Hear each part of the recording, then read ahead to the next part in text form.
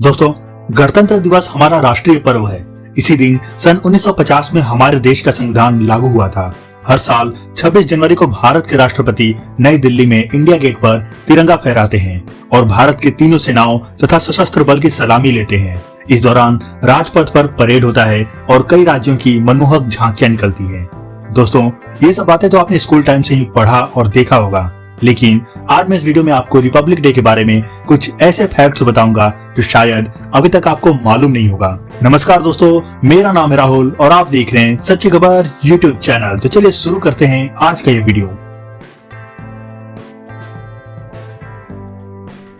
दोस्तों, आज गणतंत्र दिवस की परेड राजपथ पर होती है, लेकिन 26 जनवरी 1950 से पहले गणतंत्र दिवस की परेड राजपथ के बजाय तत्कालीन इरविन स्टेडियम में हुई थी, जिसे अब नेशनल स्टेडियम के नाम से जाना जाता है।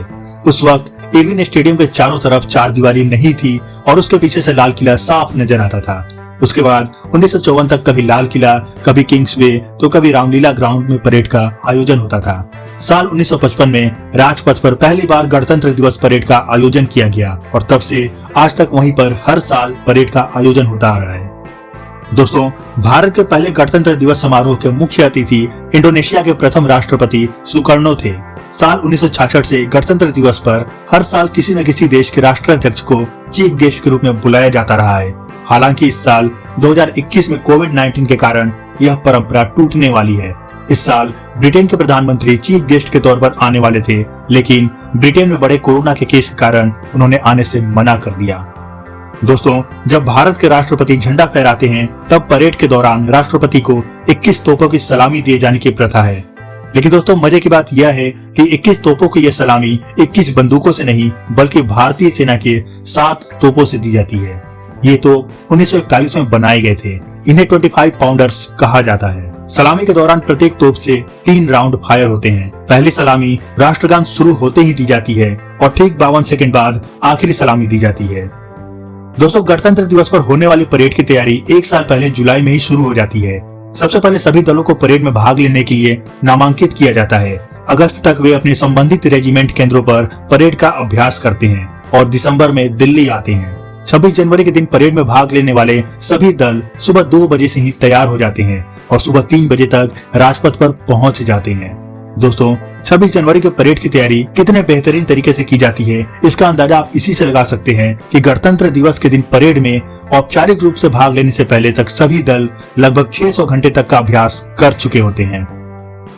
दोस्तों, 26 जनवरी के परेड के लिए हर दिन अभ्यास के दौरान और फुल ड्रेस रिहर्सल के दौरान प्रत्येक दल 12 किलोमीटर की दूरी तय करती है, जबकि परेड के दिन प्रत्येक दल 9 किलोमीटर की दूरी तय करती है।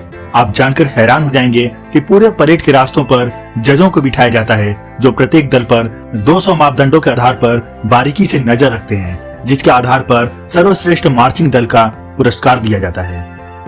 दोस्तों, 26 जनवरी के परेड की हर गतिविधि शुरू से लेकर अंत तक सुनियोजित होती है। वहाँ समय का कितना महत्व होता है, इसका अंदाजा आप इसी से लगा सकते हैं कि अगर गणतंत्र दिवस समारोह 1 सेकंड देरी से भी शुरू होता है तो 1 सेकंड देरी से ही खत्म होगा।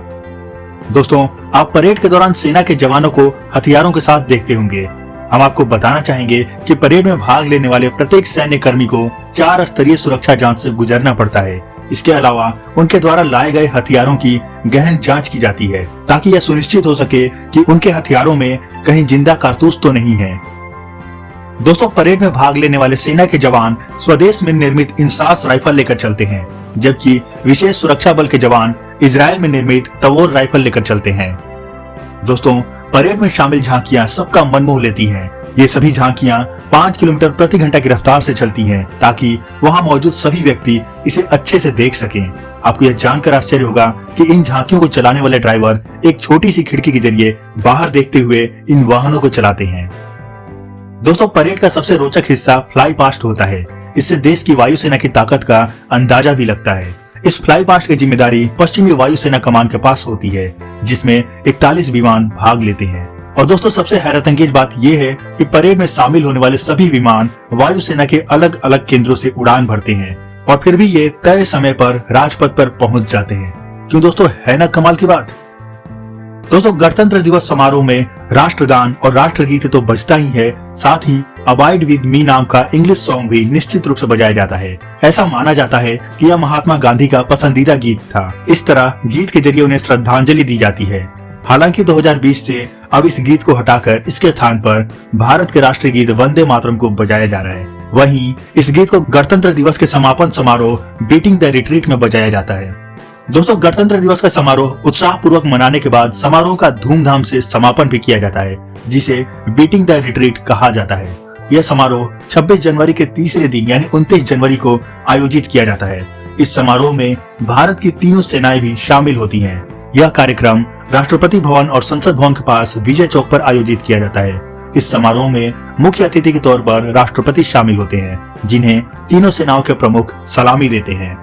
तो दोस्तों, ये थे गणतंत्र दिवस से संबंधित कुछ रोचक तथ्य। अगर आपको ये वीडियो पसंद आया हो तो कमेंट में जय हिंद और भारत माता की जय जरूर लिखें और वीडियो को लाइक और शेयर करना बिल्कुल मत भूलिएगा। चैनल पर नए हैं तो सारी सब्सक्राइब करो और बेल आइकन जरूर प्रेस करें। फिर मिलते हैं अपने अगले वीडियो में, तब तक के लिए गुड बाय, जय हिंद।